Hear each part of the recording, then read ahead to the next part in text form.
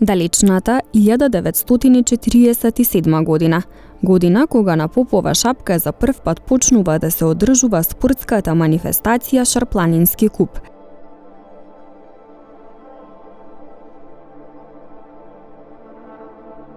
За почетоците на одржување на купот, од каде потекнала идејата за одржување на оваа скијачка манифестација, како се пријавувале учесниците, во кои категории се одвивал надпреварот, но и кои биле наградите кои ги добивале најдобрите, дознавате во продолжение.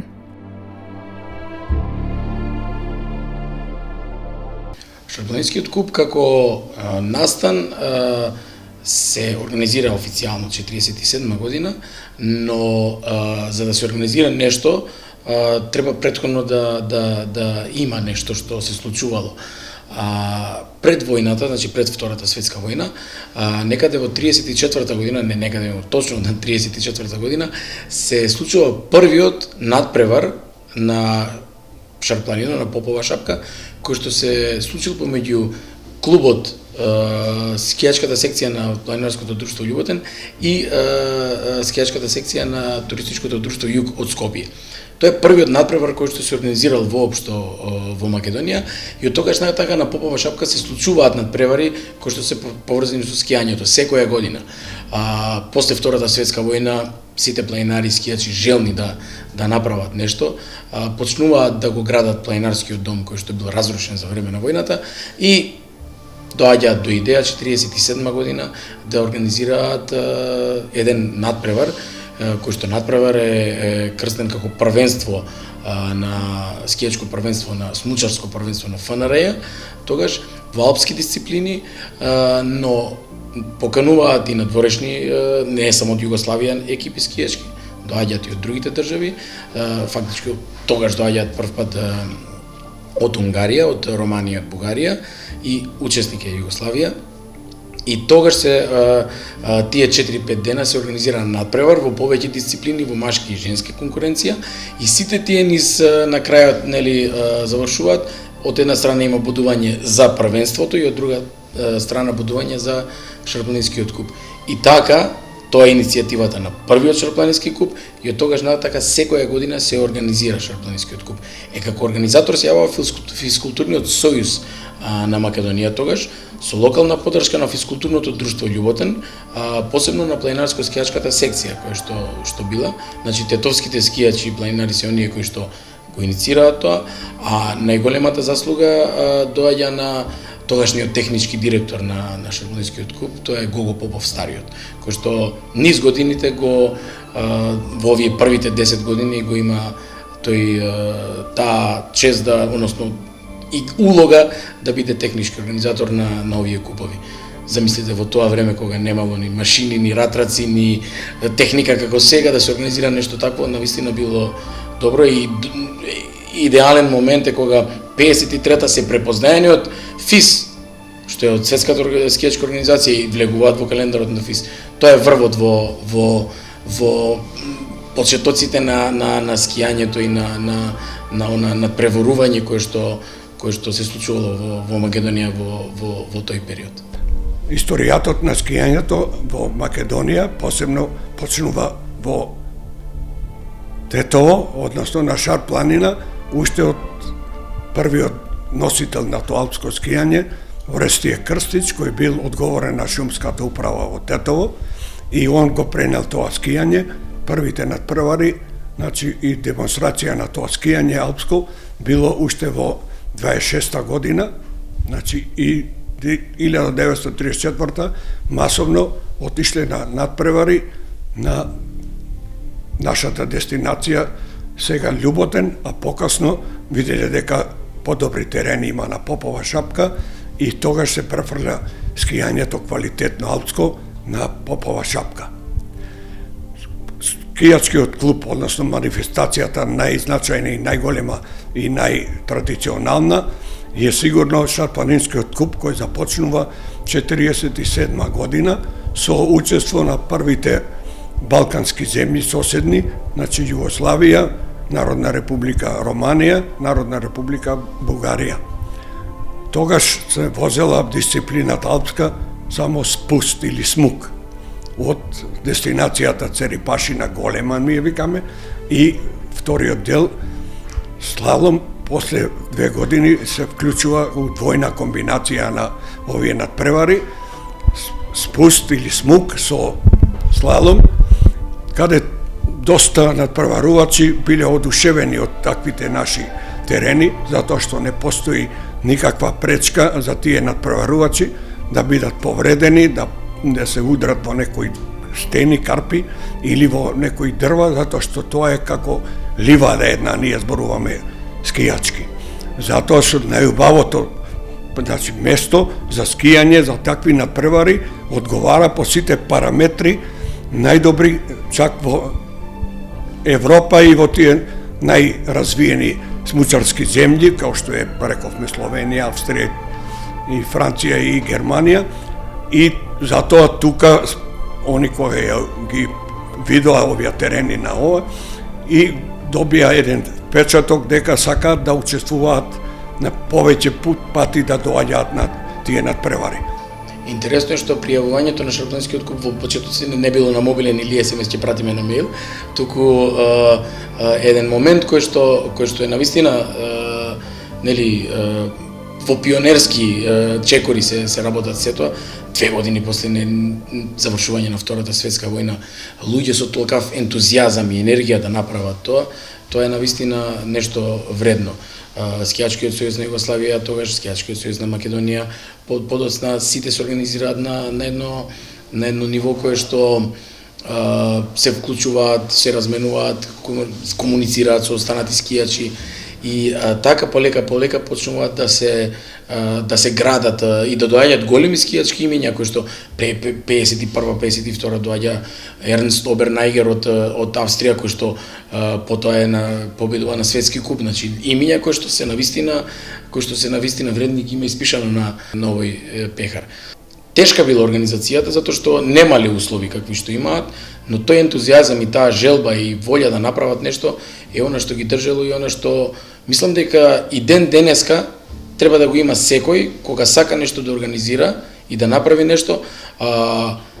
Ако ја немаме таа страна кај нас да тлее негде и да ни дава нели волја и да не ветер во грб да ни дава, тогаш нема да направиме многу. Можеби ќе направиме, ама не многу.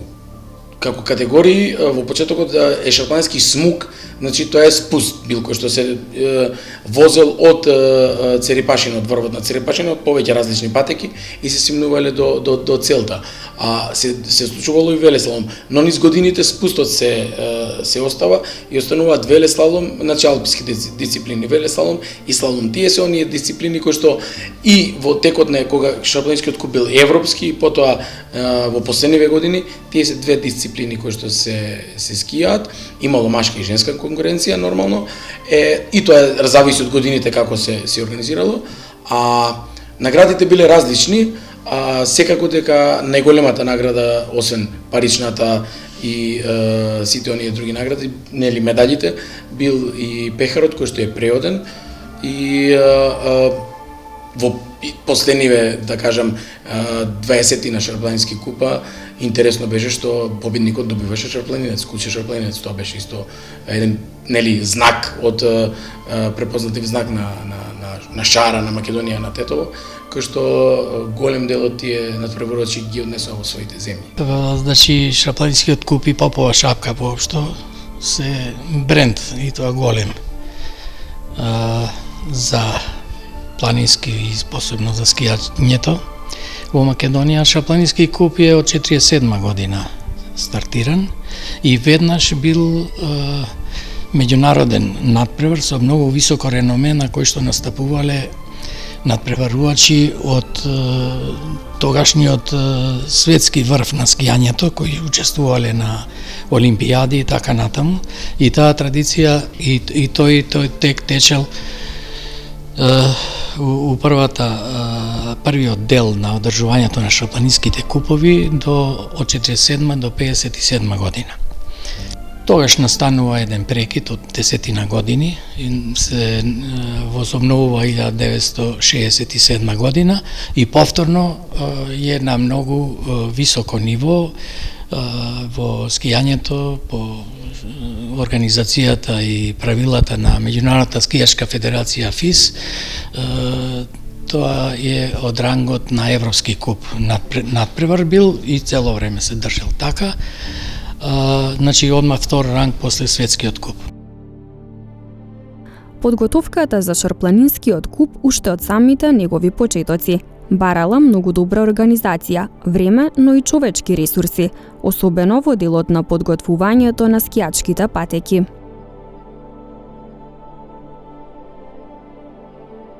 Најубавата планина баш за овие алпски скијања се планината на Попова шапка, а уште подобра дестинација е северниот дел на овој дел од Попова шапка, тоа се вика Јелак, кај што таму има уште подобри параметри за скијање алпско, посебно на тие најопасните, најбрзите патеки за спустот, што тоа го повтори кога дојде еден експерт за ова скијање алпско, посебно за спуските сази, Платнер од Швајцарија, рече дека тука, кога снима тоа све висински разлики, тоа е и надморска висина и доле на cilјот да има истек кај што треба да завршуваат тие надпреварувачи, кажа дека вие имате најдобри параметри што нигде нема. Најдобри патеки за вакви стази, за смук, се во Венген, Швајцарија и Аустрија, Кецбихел. Значи, тука, они кој видоа, они имаа негде должина до 4300, кој измерио наш од таа Церипашина до таму доле кај Бродец, се вика кај раката истекот, кај што се завршува таа патека. Покажа дека имаме ние 5120 метри дужина и висинска разлика негде околу од 900 до 1100. А они на Венген и на Кицбихел има од 800 до 900 највише.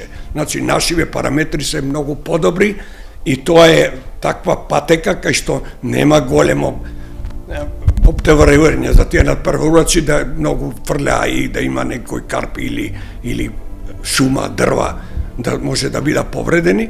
Тука он беше одушевен, вика, вие ова го сте го имале дар од Господа. Тоа и вика Охридско езеро, тоа вие за Македонија нема подобри природни услови. Кога шарпланинскиот куп се организира, тој има потреба од огромен број на луѓе кои што треба да дојдат на самиот не на самиот настан, туку организацијски да се појават. Низ годините патеката не ја правил Ратрак од 47 наваму. Тоа се луѓе кои што одат можеби месец дена претходно на Попова шапка за да работат на патеката. Тоа се табачи.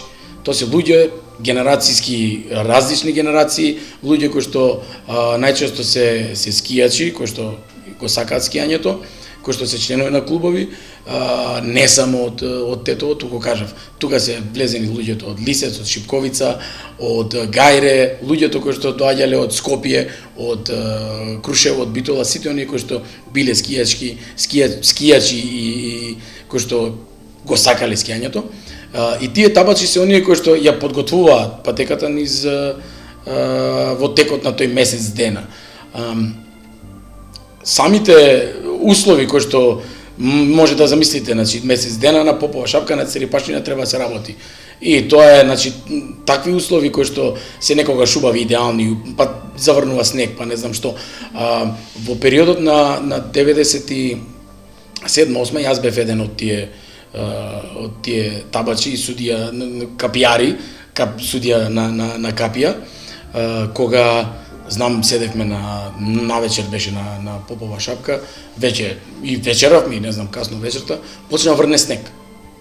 И кога почна врне снег, организаторот, техничкиот директор одма рече, ајде да и сите надвор одиме и со кофи за вода, оние што се за вадење цвеќиња, кои што се, ја полевавме патеката за да замрзне, за да заледи, утрената снегот кој што паѓа вечерта, да може лесно да се оброни од патеката, да се исчисти. и тоа искуство во 12, во 11 навечер да се качуваш на Црепашина, па тогаш разбрав дека жичарата имала 3 брзини. Ние нормално сите се возат на прва или втора брзина, тогаш значи побрзо работи жичарата, се качуваме на врвот на Црепашина, навечер со не знам, немаше ни челни ламби, имавме ламби обични кои што светевме и кои што гледавме по патеката, веќе беше таа наместена, значи патеката беше истрасирана од тој кој што, нели, салом или велеслалом беше поставена. Ние работевме и тоа беше, значи, во тие услови ладно и како да е, излегуваш надвор да ја завршиш работата и на крајот од тоа си задоволен и многу голем број на луѓе кои што биле во такво, уште се сеќаваат на тоа, нели, секој во младоста, барем од луѓе што ги знам во Тетово, бил табач или судија на капија, така да тоа е навистина едно задоволство и нели стои во тебе некаде дека да, јас некогаш сум бил нешто во тој шарпланински куп кој што сум дал барем нешто за да тој куп се организира. Значи порано кога се организираа тие шарпланински купови, па тоа беше празник на скијањето на Попова шапка. Имаше наши естрадни звезди, се одржуваа као ајде во тоа време во тој снег бар на Попова шапка се одржуваа забави. Значи, тие 4-5 дена околу организацијата на самиот шарпланински куп, па тоа беше едно невидено пријателство, дружба. Еве, за денешно време во некој нели непојмливо спорт и таква забава. Меѓутоа, во тоа време го имаше тоа. Исто треба да потенцираме дека шарпланинскиот европски куп беше во ранг на скоро као светските купови. Многу бројни надпреварувачи од Австрија, Швајцарија, Италија, Франција и другите земји, после тие надпревари се надпреварува во светски куп и имаја многу значајни резултати. Така да, сега као некои анегдоти од таму, па ги има стварно безброј. Сега во моментов можда не би можел некоја конкретна да се сетам, меѓутоа толку анегдоти имало од тие подготвувачи на стази, до самите надпреварувачи, значи се било тоа една перфектна дружба, едно стварно незаборавно искуство. Низ годините победи нижеле првенствено странски скијачи, но и македонските вешто ги покажувале скијачките вештини на снежните патеки.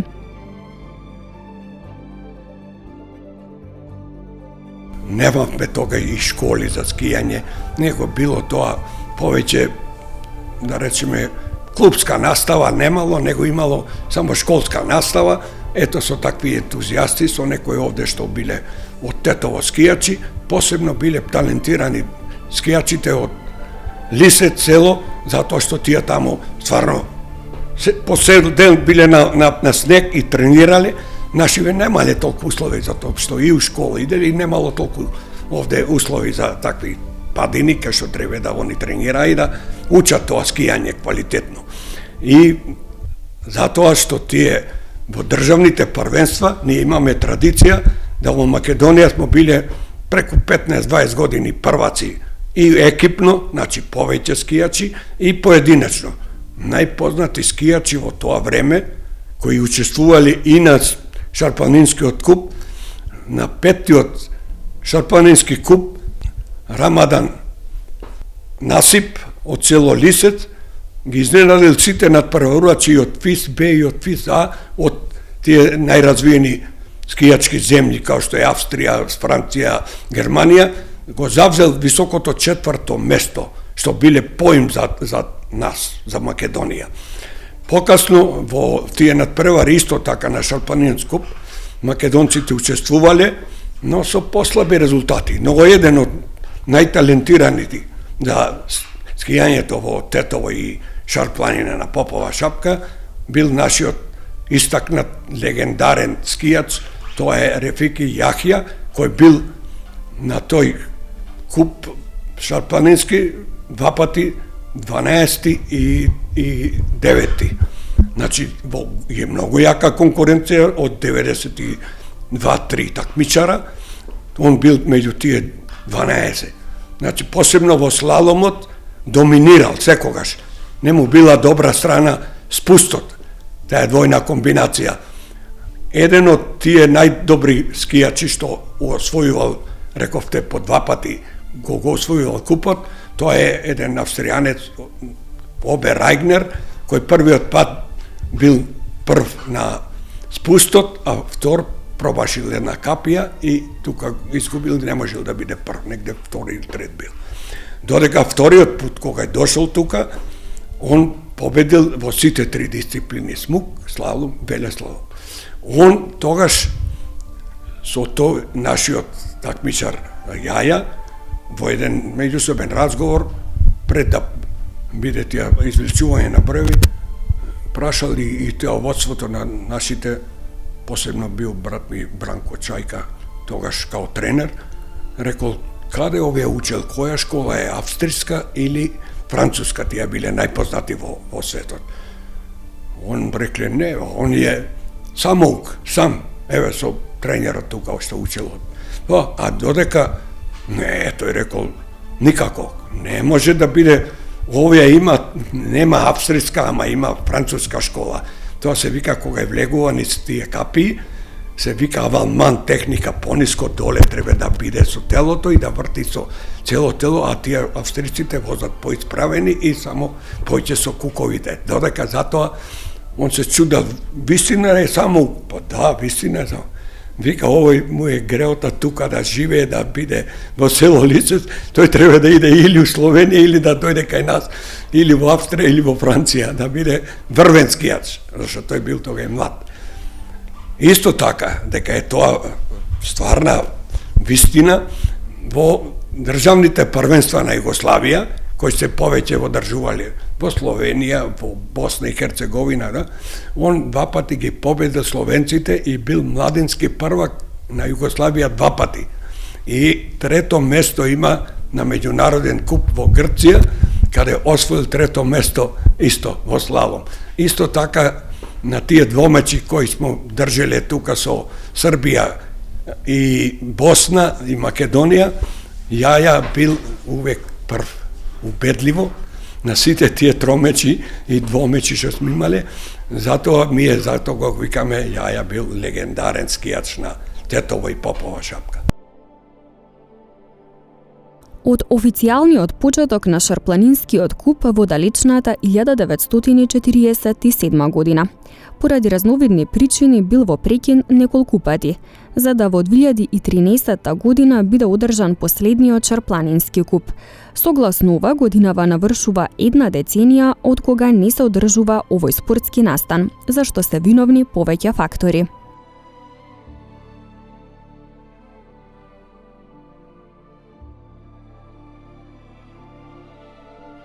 После првата фаза, да речем, првите 10 години на Шарпланинскиот куп, настанува еден прекид од 10 години, од 1967 до 86 со некои помали прекиди 1-2 години, значи тој како втор период може да го сметаме, и после пак настанува прекид до 94-та, пак некои 10 години отприлике, 8 години.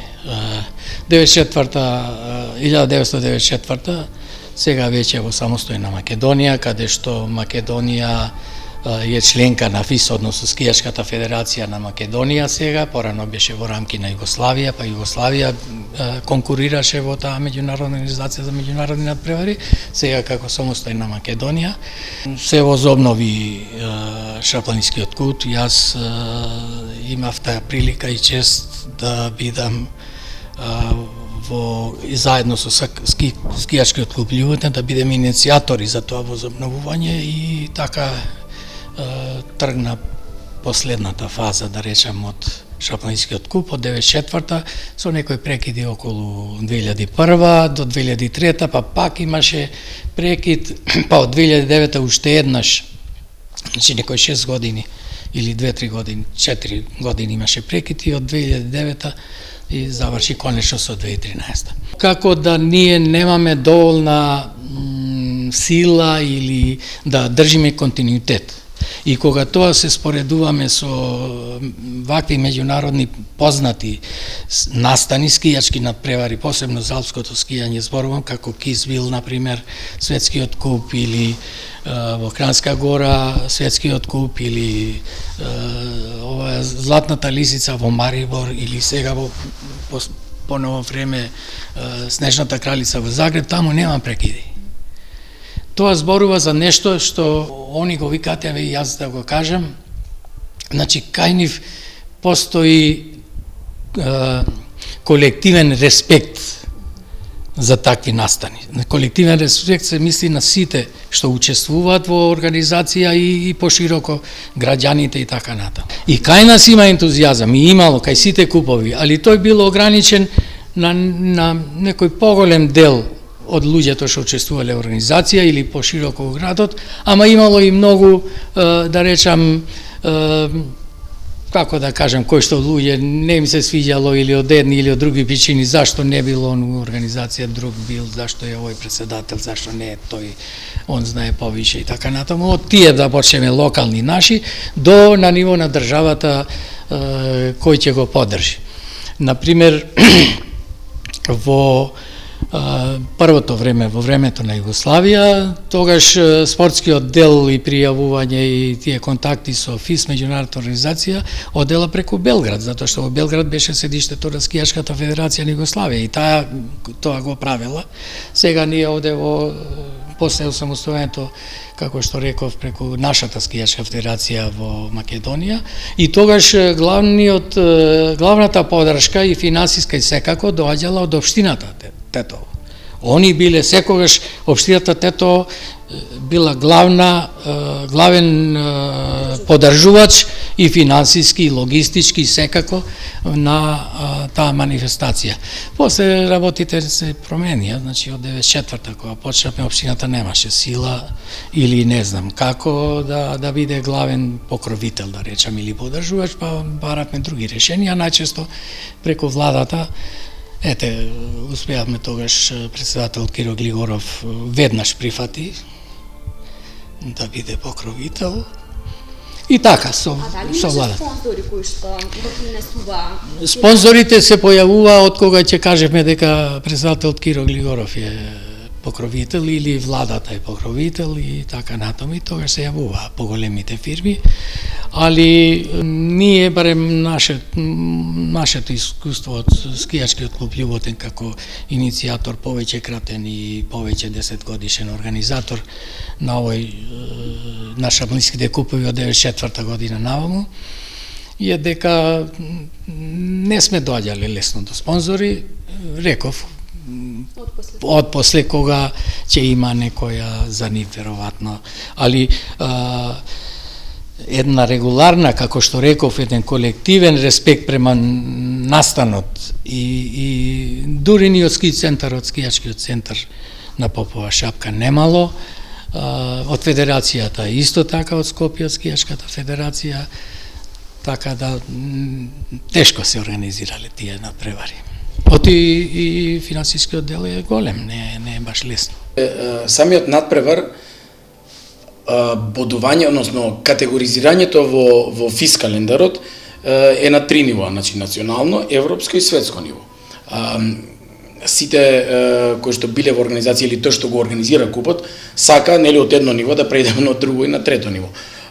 Организирањето на купот е голема заложба на самиот организатор, технички организатор, но од друга страна има потреба и внесување на другите сегменти кои што се засегнати, кои што се државни. Ајде да кажам сега Попова шапка ќе ја земам како скијачки центар, кој што и самата Попова шапка треба да има услови повеќе за да можеме ние од едно ниво да одиме на друго ниво. Едноставно имаме скијачи кои што не скијаат повеќе на природен снег.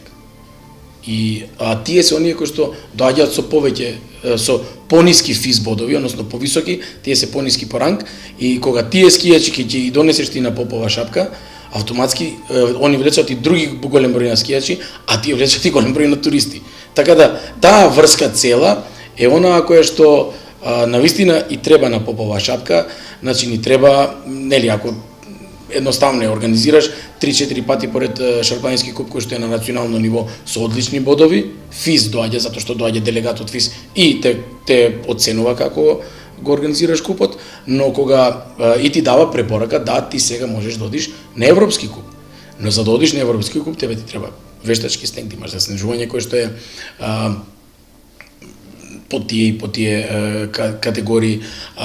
Освен тоа треба да имаш сместување кое што е такво, треба да имаш паркинг кој што е таков. Значи тие се основни некои работи кои што ако сакаме ние да одиме чекор понатака, ќе дојдеме. Шарпланинскиот куп и без тоа можеше да се организира и нели и да не оди на европски куп и без овие работи можеше да се организира, но пак ќе кажам, желбата е едно, а финансиите и можностите кои што на терен може да се направат се друго.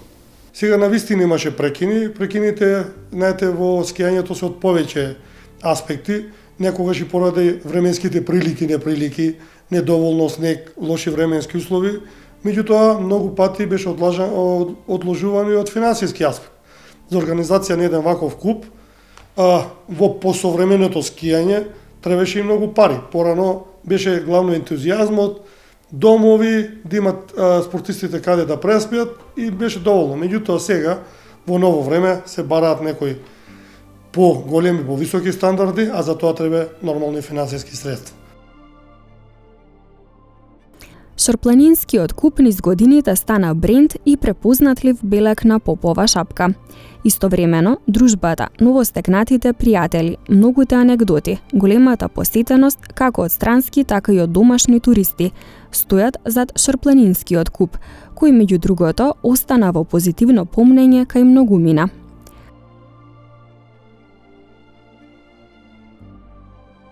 Значењето на купот е доста важно од две причини.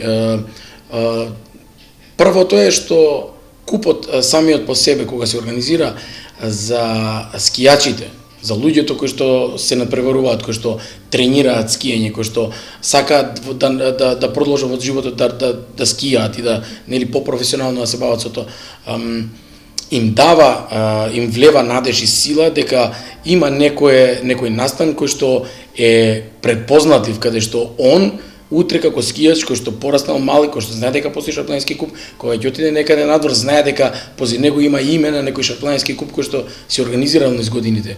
И тоа е доста значајно за самите надпреварувачи, за самите скијачи, за самата скијачка фела во Македонија и секако нели како ајде да кажам нели Македонија е домаќин да биде на некој настан таков е доста значајно. Од друга страна е што настаните сами по себе, без разлика за какви настани зборуваме, се оние кои што носат луѓе, носат туристи. Тоа е значењето за развојот на попова шапка. Ако не бил шарпланинскиот куп во првите години, немало попова шапка да е она што е сега. Европскиот куп, посебно во 70-тите и 80-тите години, кога купот бил европски, шапка го има најголемиот сјај во развојот како скијачки центар. Значи самиот куп носи голем број на туристи. За денот на надпреварот се директни туристи, кои што после тоа доаѓаат нели индиректни туристи кои што после тоа со семејството и нели сакаат да дојдат и да скијаат на шапка. Тоа е она значење, а за тетовци купот е не знам како да кажеме еден вид на слава. Знаете, луѓе кои што го сакаат тоа, затоа што не само тетовци имате тука луѓе од Лисец, од Шипковица, од Битол, од Крушево доаѓале луѓе скијачи кои што се дале за купот и е вредно. Многу сум емоционален во ова затоа што ги слушав старите кога збореа за ова и навистина е вредно да го слушнеш тоа и да се продолжи понатака. Како манифестација Шарпланинскиот куп заедно со Охридскиот маратон се најреномираните меѓународни настани во Македонија. Еве и еден доказ за тоа е што од некое време наваму председателот после осамостојувањето на Македонија е покровители и на Охридскиот маратон и прво на Шарпланинскиот куп се председателите на државата што биле. Значи председателот на држава кај нас 94-та Киро Глигоров прво, исто беше и покровител на Охридскиот маратон, значи тоа е тоа значење и затоа велиме на база на целата таа традиција дека слободно може да се каже, тоа е и моје мислење и тоа чврсто мислење, дека Шарпланински куп и заедно со попова шапка и Шарпланина со потенцијалите што ги има, таа се врвни светски и од огромен капацитет, е бренд генерално во Македонија, затоа што Шарпланина, попова шапка, како појдовен центар на потенцијалите на Шарпланина, кој што датира од многу одамна со скијањето и со меѓународниот карактер и на надпреварот и така натаму, има капацитет огромен за развој на скијањето. Ако ги кажеме цифрите, не измислени, него од студии, од релевантни студии од европски институции, од Алпскиот, правени од ателиеа, односно проектантски куќи од Швајцарија, капацитетот на Шарпланина е преку 1 милион скијачи.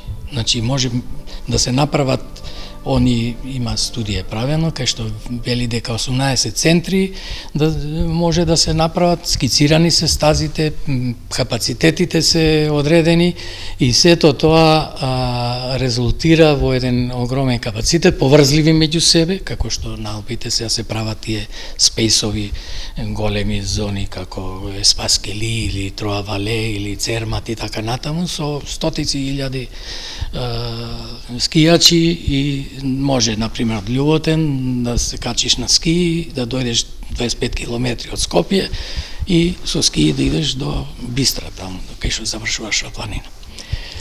И тоа е проект дефиниран, не јас што го кажувам, него пак од овие студии од меѓународни што се правени, финансирани од реномирани институции како ОЕЦД и така натаму, дека тоа е еден, они така малку дипломатски кажуваат, еден од најголемите проекти на Македонија, во смисол на економски проекти. Не викаат најголемиот, веројатно не знам ја дали е најголем или не, али сигурно е меѓу најголемите. Тетово и Република Македонија посебно да се завземе став да греото да не остане повторно сјајот на Попова шапка со тој обновување на Шарпланински куп, затоа што сега гледам има иницијатива не само од нас ентузијасти, бивши скијачи и професори по физичка култура, него има и интерес од целиот град, посебно и од целата сега поближни, затоа што има доста направени викендици.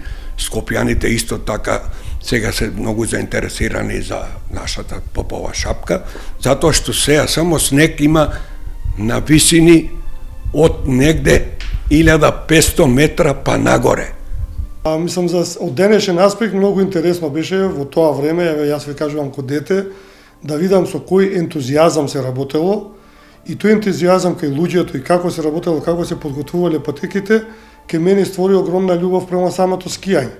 Значи, тој Шарпланински куп е многу значаен за Попова шапка, за градот Тетово, за Република Македонија од повеќе аспекти. Прво е спортскиот аспект, градење на спортски дух, знаете самите, најголем амбасадори за нашата држава се спортистите, така да прво е тој приматот, второ, значи една здрава младина, добра младина, ентузијазам, тимска работа. Уште еднаш би потенцирал и жал ми е што се прекина овој Шарпланински куп, бидејќи преку него се афирмира скијањето, се афирмира здрави навики, повторно ќе кажам за младите, да се оттрнат малци од овие телефони, компјутери и се тоа, да се врати малце спортскиот дух, спортското живење, тимска работа, заедништво и повторно афирмација на Попова шапка и на Република Македонија.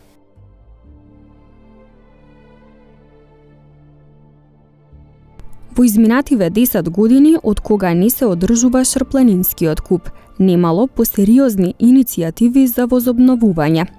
Придобивките од неговото повторно враќање во живот можат да бидат огромни, почнувајќи од пораст на туризмот, поефективна афирмација на Попова шапка и на Македонија во странските земји и поттик за младите да го развиваат и негуваат спортскиот и надпреварувачкиот дух.